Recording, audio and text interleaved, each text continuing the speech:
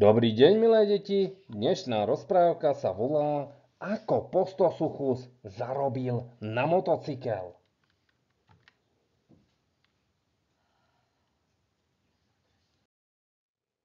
Žil bol jeden Postosuchus, volal sa Standa a ten chodil každý deň pracovať do zlievarne.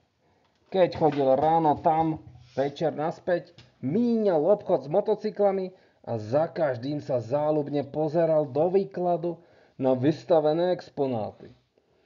Ach áno, to by bola krása, keby som si tak mohol na nejakú tú motorku našetriť.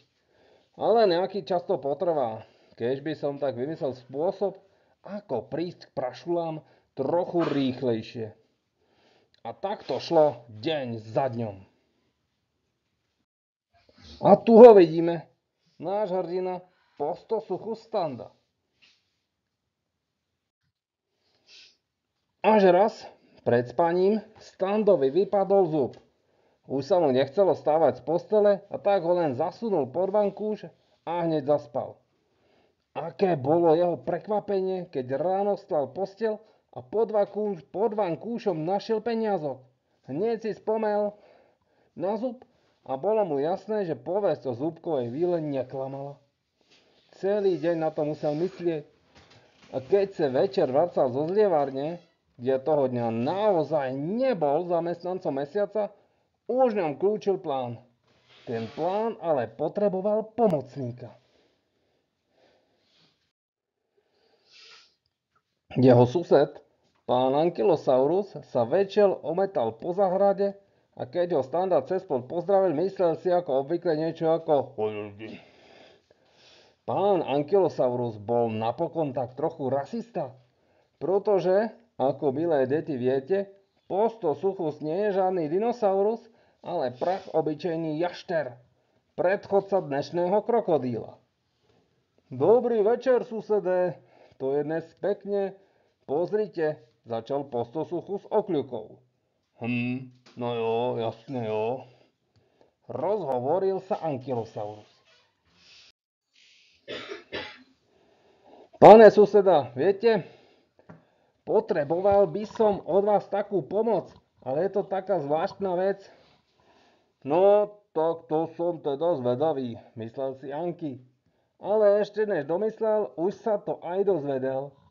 Potreboval by som od vás, aby ste mi vymlátil všetky zuby, či by vám to nebolo zaťažko, s tým vašim chvostom to bude 1-2. No, sused toto tak úplne nečakal a pýta sa, no, to by som asi zviedol, ale čo vás k tomu vedie? Ale viete, je to taká stávka, nechcel prozradiť svoj plán Standa. A ak budete chcieť, môžem vám dať fľašu kvalitné slivovice, ponúkal ešte. Ale to pre vás milorád urobím, ponúkal sa pán sused trochu škororadostne, pretože vymlacovanie zubov patrilo medzi jeho najväčšie koníčky. Ale veľmi so sebou nemelte, aby sa vám nezlomil napríklad čelusť, alebo tak niečo. No a tu vidíme pána suseda a ten jeho chvost a tam taká palica, tomuto pôjde veľmi pekne. No, milé deti, nebol to pekný pohľad, ale Standa sa držal statočne. Reval bolesťou, ale napriek tomu susedovi mumľavo ďakoval, keď zbieral svoje skrvavené zuby zo zeme. Dal ich na niekoľkokrát do sytka a vyplachoval ich v umývadle, aby neboli veľmi od krvi. Aj tak ale boli niektoré pomlátené, rozbité a v ústach mu zostalo ešte veľa koreňov a dlhších kúskov, takže si to vyťahoval pred zrkadlom kliešťami, čo mu prinieslo ďalšie množstvo chlapčenskej radosti. Potom ešte zatelefonoval do zlievarne, že si berie niekoľko dní indispozičné voľno a obrátil do seba tú slivovicu, ktorú si sused ani nezobral. Inak by toho dňa asi ani nezaspal. Zúbkovú vílu, ktorá priletela za chvíľu, ovanula síta vôňa pálenky. Ale pretože bola ze svojej profesie zvyknutá na všeličo, tak rutine siahla pod vankúš a nestačila sa čudovať. To snáď nie je možné, to je blázon, to je bes.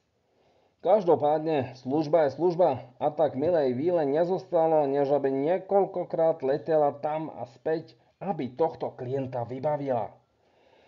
Avšak, pretože niektoré zuby boli rozbité alebo skrvavené, tak Standovi rozhodne nedala plnú taxu.